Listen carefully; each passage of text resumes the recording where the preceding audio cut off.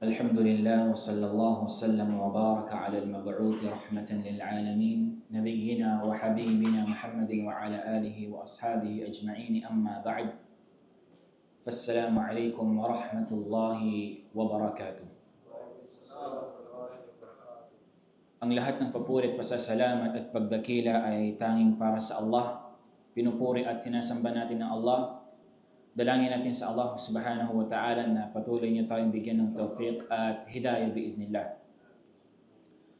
Mga kapatid sa pananampalatayang Islam, bilang isang mananampalataya ay nararapat sa atin na mag-unahan sa paggawa ng ibadah sa Allah subhanahu wa ta'ala.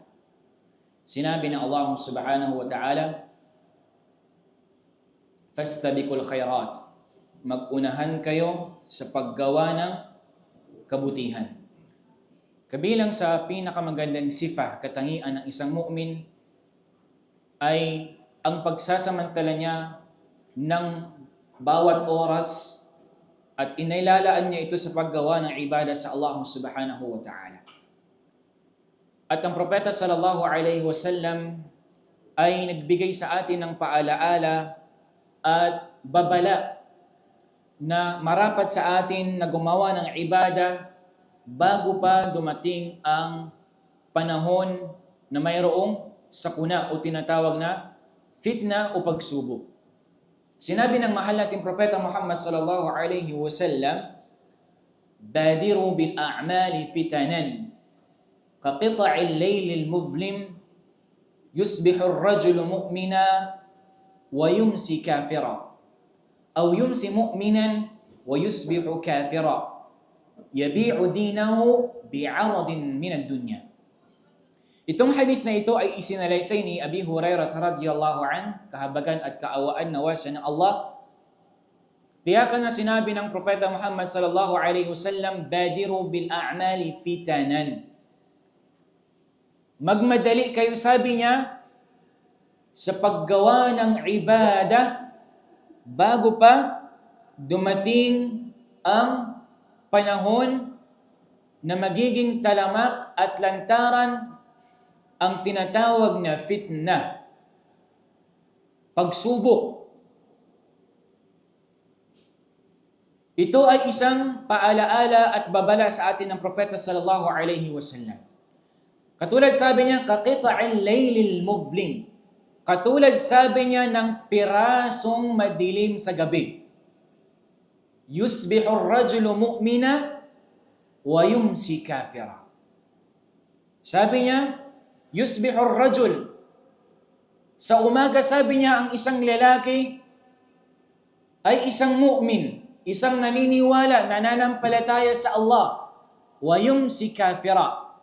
Sa umaga, siya ay mu'min sa Allah, naniniwala sa Allah, naniniwala sa kaisahan ng Allah, naniniwala sa nubuwa, pagkapropeta ng Muhammad sallallahu alaihi wasallam.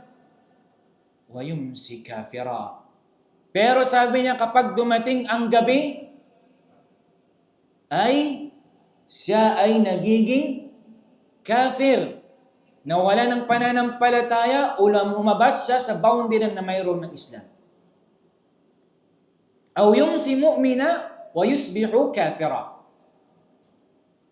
Sabi pa ng propeta sallallahu alaihi wasallam, o di naman kaya sabi niya, sa hapon, sa gabi sabi niya, siya ay isang mu'min, naniniwala sa Allah, pero sa umaga siya naman ay isang kafir.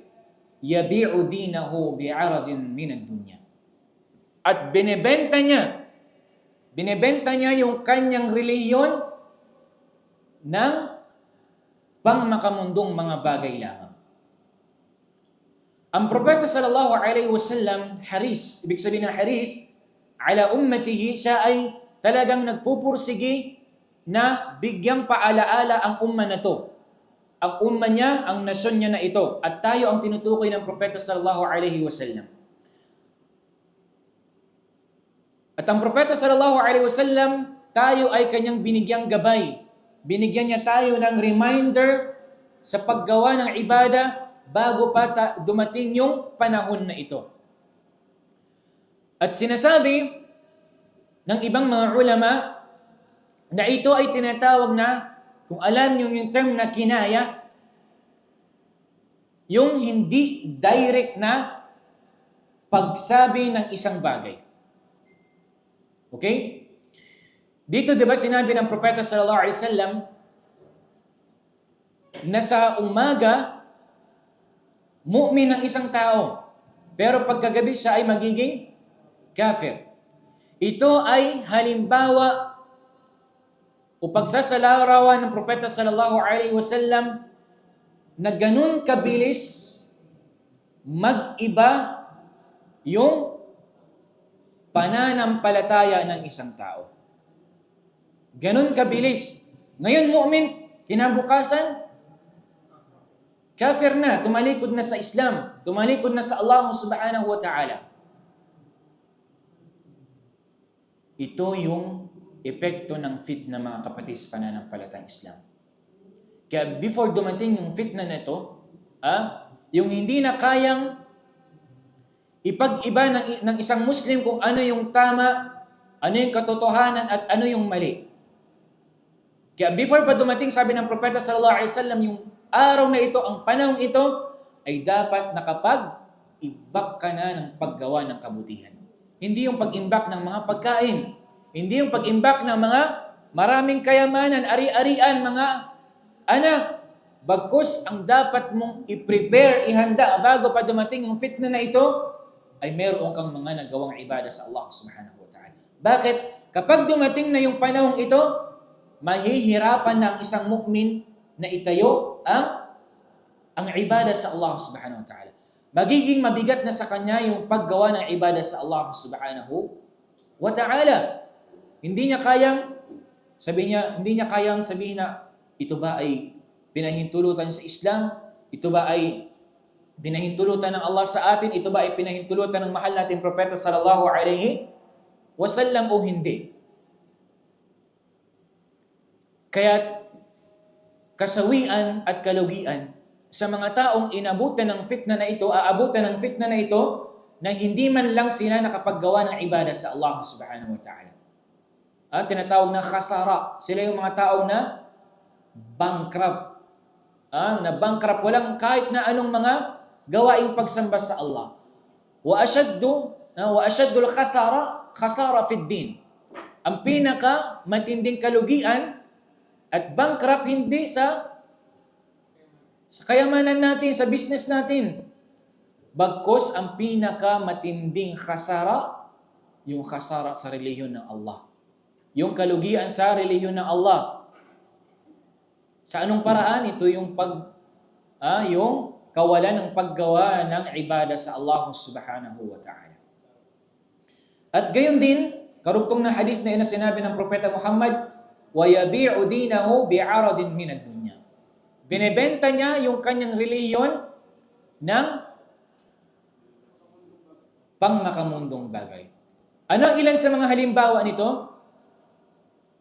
Yung isang Muslim, halimbawa, sa trabaho. Kapag sinabihan siya na mag-ahit ka ng balbas, dahil kung hindi ka mag-ahit ng balbas, hindi ka matatanggap sa trabaho.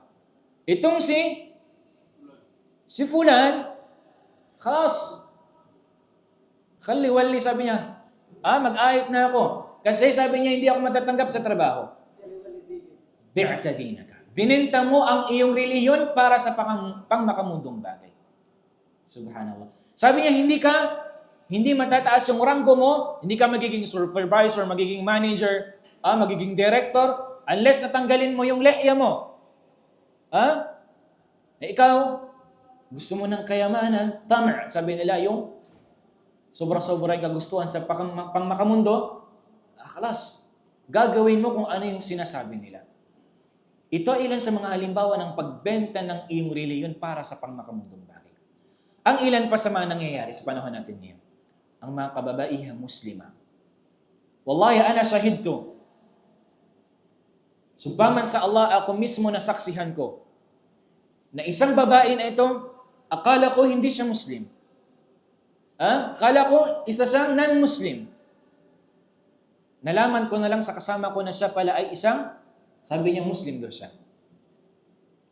Bakit hindi ka ng hijab? Bakit hindi ka nagsusuot ng hijab sa trabaho mo? Kasi sabi niya, bawal. Hindi ka makapagtrabaho kung mayroon kang may hijab. Kaya anong nangyari? Kalas, tinanggal yung hijab. Yan ilan sa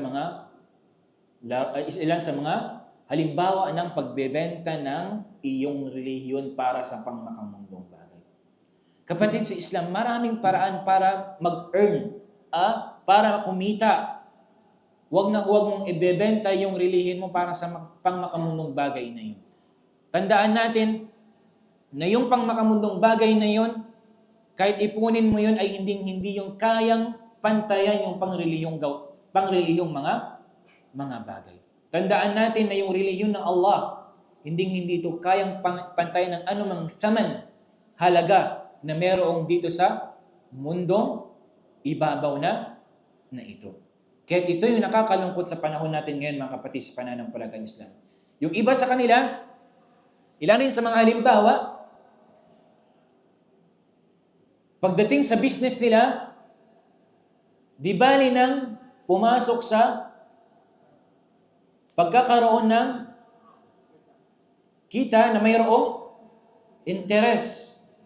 Kasi ang habol nila, para yumaman, para kumita ng mas malaki.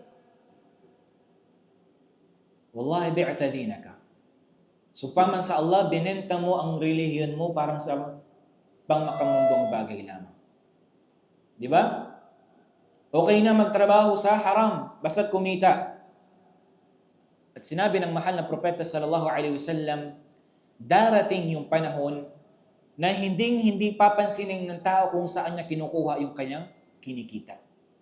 Kung ito ba ay sa haram, kung ito ba ay sa halal. Ibig sabihin nun, la yubal. Ibig sabihin, wala siyang pakialam, hindi niya rin papansinin. Ang pinaka-importante sa kanya ay kumita lang. Mabili niya yung kanyang kagustuhan, yung kanyang mga pangangailangan, mapakain niya sa kanyang mga anak, sa kanyang mga asawa para mabuhay niya. Pero ang mali ay kinukuha niya ito sa paraang haram.